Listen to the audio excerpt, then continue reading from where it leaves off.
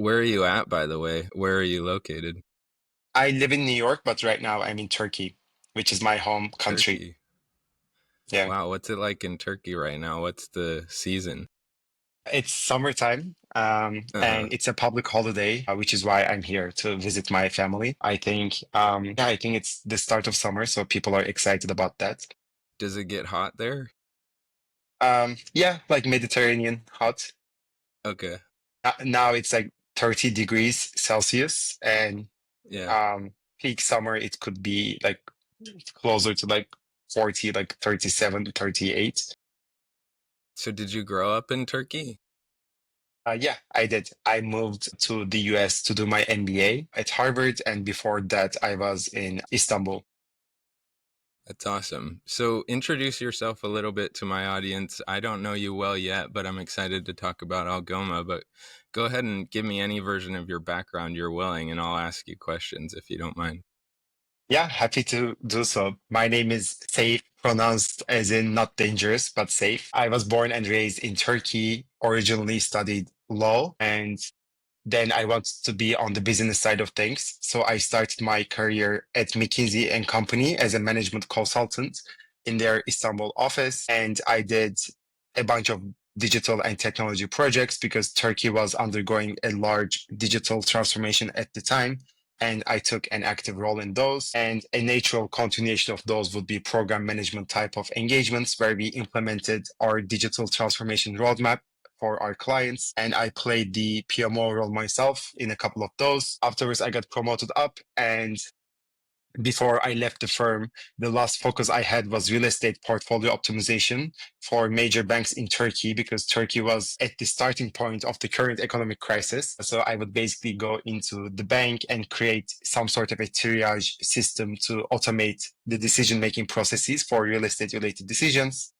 Afterwards, a natural next step for me would be doing an MBA, and I decided to do that at Harvard. And I didn't want to take the sponsorship from McKinsey because I knew that I wanted to start something of my own.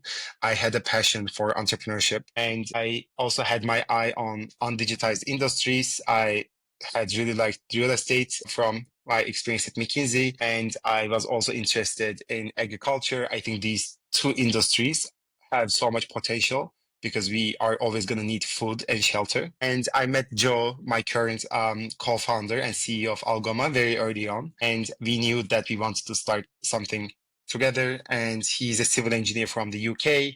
He worked at large construction companies like ICOM and Balfour Beatty in London. And we started looking into bringing automation and technology into the construction space. And our research led us to Kyle Martinsmeyer, an amazing architect from the Harvard Design School. He was doing his master's in real estate development at the time, and we liked him immediately. And we decided to partner, all of us. And Algoma was born in our second year of master's. And we raised a pre-seed round right after graduation, and we recently raised a seed round. That's And awesome. I I can mean, you mentioned real estate and agriculture being somewhat undigitized, and that being one reason to pursue those industries. And construction's a good example as well, kind of overarching both of those. But what else, like, what specific challenges were you seeing that you wanted Algoma to try to solve? Yeah, so we want to bring automation and technology into the pre-construction space because basically the main problem that we are trying to solve is the housing crisis. I think the US alone needs 5 million homes, and the housing crisis exists because of the slow and traditional processes in construction. There has been little productivity gains in the industry compared to all the other industries. And there are some misaligned incentives between different stakeholders in the process. It's very much siloed, it's very iterative, it's a repetitive process, but no one actually benefits from the data and information that exists prior. So we knew we wanted to tackle this to make housing better and faster for the end user. And we started talking to real estate developers. So we did a basically blank sheet customer discovery journey. And after having maybe like 20 conversations, we were hitting kind of the same spot about the pre-construction process, about how hard it is to get a Mm, project from a site to a building. And that's basically starts with the feasibility process. So we started looking into that. And right now, what we are doing is we are automating the pre-construction process for real estate developers. And it starts with that feasibility process. So instead of the developer being blindsided, we are giving them the data and transparency they need to test out different options for the sites that they're looking at for opportunities and enabling them to move fast on those sites so that they can actually build faster.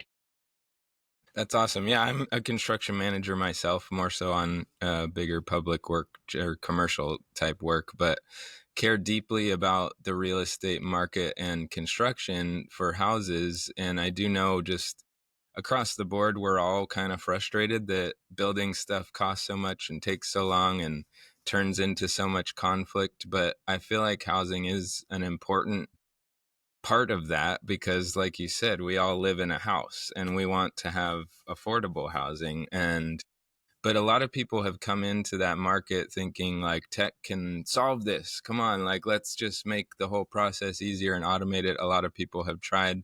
Do you think that you guys have a unique approach, and what is it that makes you guys Algoma unique that can really help us get housing more affordable? Yeah, I think we have certain elements that are really important to us that enable us to differentiate from the prior companies that try to do it. So, first of all, we are selling directly to real estate developers. When you look at the market, there are so many people or so many companies that are trying to solve a very similar problem, but they are selling to the consultants. And that's we, in our opinion, is not the right approach. And it might work for some companies, but for most, it has not been working because at the end of the day, the problem you are solving benefits the real estate developer. The consultants charge on an hourly basis because they're consultants. So they more or less benefit from longer timelines versus real estate developers benefit from shorter timelines and they need the result of the pre-construction work to be fast so that they can start the construction process because there is an entire regulatory process where you need to like get permits and they don't have control over that. So they rather like move fast on the process that they have some control over. And this is why we are selling directly to real estate developers and they tend to have bigger budgets than the consultants. So I think the business model fits like the product and the problem statements. And second, we are working super closely with real estate developers. We have a very strict design partner program. So we do 3 weeks of cycles. We iterate our product and we show it to our design partners. We collect feedback. We turn that into a product roadmap really quick in 1 or 2 days. And then we iterate on the product again. And then we have the next product partner meetings. And third, I think just the time that we are at in terms of like AI and technology. Now we are an AI native company. We are using AI in almost every step of our every workflow. And I think it enables us to move fast and be super efficient and also create value for our customers. That's awesome. So transforming the pre-construction phase, I mean, we're talking about material procurement and stuff like that, but I read somewhere that Algoma is emphasizing or working alongside kind of the mass timber industry. Is this true? And I'm just curious because I love mass timber and sustainable construction, but what are you guys learning about specific materials, maybe specifically mass timber? Yeah, so when we first started, we had a very special interest in mass timber, and we still very much like mass timber. It's a very dear product to us because one of the problems that the construction industry has is sustainability. We are using heavily polluting materials like concrete and steel, and they generate construction materials or construction processes in general generate 40% of global greenhouse emissions, and a big part of that is coming from the building materials. So we really believe in the future of mass timber.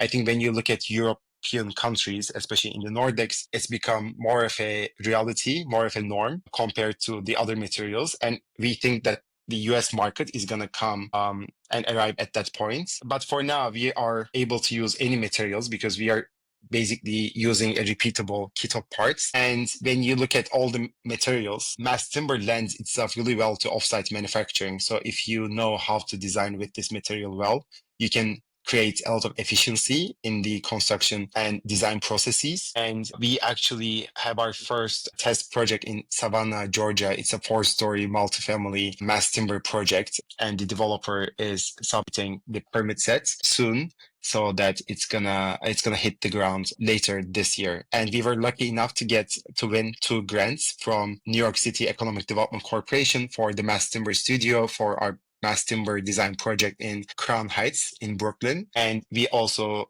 have won another grant from Georgia Forestry Foundation for our test project in Savannah. So I think we really appreciate the push coming from public agencies or quasi-public agencies to increase the awareness on and the usage of mass timber. Do you think that's a big part of how we like kind of standardize construction? I just think about if we're trying to kind of emulate what manufacturing did in terms of like the Toyota way or whatever, it's hard to do on a construction site because every site is different, right? But we can standardize building materials. I think like a brick is always a certain size and a 2x4 is always not actually 2x4, but close to 2x4, you know. Do you think this is one of the ways we create more repeatable work in construction? Is that like something you're leaning into? Yeah, I think so. I mean, when you look at the manufacturing processes, the material itself is manufactured offsite at a factory. And the more repeatable, the more standardized it gets, the faster it gets. And no one wants to run a factory on a unique one-off project. So you can basically use the same type of panels or the panel system or the walls and the columns and beams, but still like differentiate on the facades and interiors so that it's a bit more optimized. I think we have a long way to go. When we talk about mass timber, people think the whole building is going to be just like mass timber or wood based, but what's actually doable or feasible is a hybrid building. It's never going to be only mass timber because that's also not like a very sustainable way of doing things. So I think the future of construction is just an optimization game. You need to know the carbon footprint of each material and you need to be able to design accordingly. And that's also what we are enabling real estate developers to do, to test out different design options and see what makes sense, because mass timber also doesn't make sense in every geography, because the US has like maybe 14, 15 suppliers and they are distributed across the country. So if you are in a particular city or state that doesn't have good access to mass timber, then you can actually have a higher environmental like carbon footprint than a traditional construction project if you build with mass timber. So you need to think about transportation as well. So I think the key is to have an open mind and think about different design options and be open to using different building materials and think about the carbon footprint. I think I am narrowing in on what's special about Algoma because I do think feasibility studies, like humans are good at them, but it takes a lot of time to really study all the different options. And you mentioned AI a little bit, but I just think technology in general, automating those tasks, I think AI is going to be a lot better than humans at a feasibility study, right? And so how are you kind of implementing it, and what are your thoughts about AI? I know you don't want to just jump into the deep end and drown, but talk about that balancing act of doing it the right way, implementing it. Yeah, maybe I can tell you about like how we are approaching feasibility first, and then I can tell you a bit Yeah. about how we are using AI. So basically, our feasibility studies consist of like an instant zoning analysis, some market intelligence in terms of like supply and demographics in different regions, site-specific design massing, unit mix and layouts, a pro forma generation, and some visualization for investors and agencies so that developers can use for their initial conversations with different stakeholders. And when you think about all these different elements, and when you look at the outlook, AI does a great job of solving this like optimization game, because basically you have your set of limitations coming from the zoning and building codes, and we parse all that information by using LLMs, and we get a summary of set of limitations and embed them as inputs onto our software, so the software is able to generate an optimized massing and design for that particular set.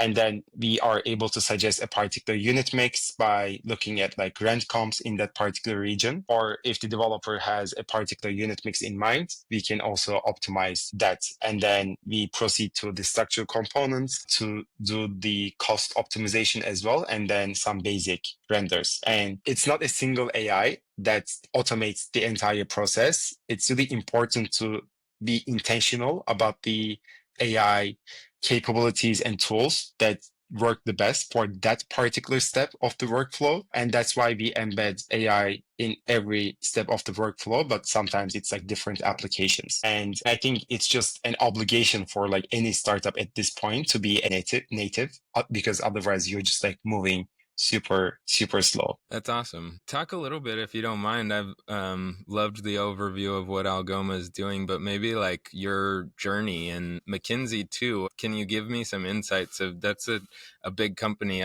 I'm curious what you were doing there and what you learned out of that experience. Yeah, I definitely do not want to make this about McKinsey, but I mean, I think McKinsey is an amazing start to your career when you graduate from undergrad. I learned most of the things I know now from McKinsey from a business perspective, because especially coming out of law, I had a lot of things to learn. And I think the first year in consulting, it might be a bit brutal, but it teaches you a lot. And I think you are also able to test different things. You are able to see like different industries. And especially at this age, when you're doing like digital transformation on a daily basis, it really gives you an amazing toolkit to think about problems and be able to parse that problem into different like components and think about them strategically. So I think it's a way of thinking and doing things rather than like a particular solution. So I really appreciate that. But You got towards to the end spend of some my time at TikTok too. Sorry to interrupt you, but I want to hear about that as well. You can finish your sentence, but go ahead. Yeah, and towards the end of my career, I felt like the learning curve a bit plateaued. So I had to decide if I wanted to be at McKinsey for the long game or if I wanted to take risk and do something of my own. And I chose the latter, and I'm really happy with my decision. And I also wanted to see during my MBA at Harvard to see a different type of like company that kind of was like big tech, but also operated in a startup mindset. And TikTok was the hottest commodity at the time. So I was in their monetization team, and my team was basically consisting of like investment bankers and management consultants. So it was like a similar way of like operating or working, but a completely different culture and a different product. And I think I also learned a lot about like shipping and iterating fast from TikTok because it's moving super fast. But I just didn't think it made sense for me to go back for a variety of reasons. And I also had a passion for entrepreneurship. So I started Algoma after I came back to HBS for my second year. People say you shouldn't become an entrepreneur unless it's like, I have to do this. Is that how you Yeah. felt? If it was just like imperative? Yeah, I think it's almost like a burning desire that you just cannot escape. And if you don't feel it, you don't feel it. But I think I was feeling it. And also, I was very lucky with my co-founders. I felt like it was a great match because we have very complementary skill sets. Joy is bringing that engineering and construction background, and Kyle, as I mentioned, is an amazing architect, and I'm coming from management consulting, so that like business acumen. So I think it felt like a perfect match, and we have a great way of like operating together. So it felt like perfect timing, and also it was. I mean, our second year was like the birth of like ChatGPT, so there was like a great tailwind around like startups and product development. So we also wanted to take part in it. So yeah, it felt inescapable for me. Do you see advancement moving so fast as a really good thing or a really bad thing or a mix of both? Because you're just constantly trying to keep up with every time there's a new model or whatever. Like, is that something you see as just a strength in the industry, or is it something to navigate that can be difficult? I think it's not productive to think whether it's like good or bad. It's just a fact, and you just need to like adapt. And I think once you're in that mindset, then you're also more in charge of it, you can control it, and you can take part in it. I think AI is gonna help human life tremendously, and we just need to think about like how to use it in the best way possible. And I think construction and real estate were hungry for this kind of like jump in terms of technological advancement, especially compared to the other industries. And real estate developers have been historically a very hard customer persona to sell to. But now when I talk to real estate developers, I see most of them using Perplexity. I see my own parents, like the generations that came before us are also adopting technology at like higher paces because of this like AI jump, because people do not want to be like left out. So I think right now there is a big opportunity to move further and move fast. And we are just trying to do that in the best way possible and bringing value to our customers and to humanity. What has been the most rewarding part of building a company for the real estate market? I think, I mean, it's not really real estate specific, but when you are on a call with the customer and they see what you're trying to do for them, and they see that you are able to unlock hidden revenue opportunities, you're able to optimize their costs, you're able to save them time, and you see them being happy with the value that you're providing them with, it's just a euphoric feeling. So I have been really enjoying that and enjoying like seeing clients move faster. So validating our value proposition has been the most rewarding aspect of it. Beautiful. Do you want to point people to check out your product or find you on LinkedIn or anything like that? Social media? Uh, yeah, absolutely. So we have been working more or less in an offline mode using the software to generate the output. And at the end of this month, at the end of Q2 of 2025, we are launching our web platform for public access. If developers would like to check it out, they can check our website, algoma.co, and get in the list for early access. Anyone can reach out to me on LinkedIn. I'm quite present and responsive, and yeah, and they can check the product out by themselves after the end of June and subscribe. Awesome. Thanks, Seyf. Thank you, Seth. It was great talking to you.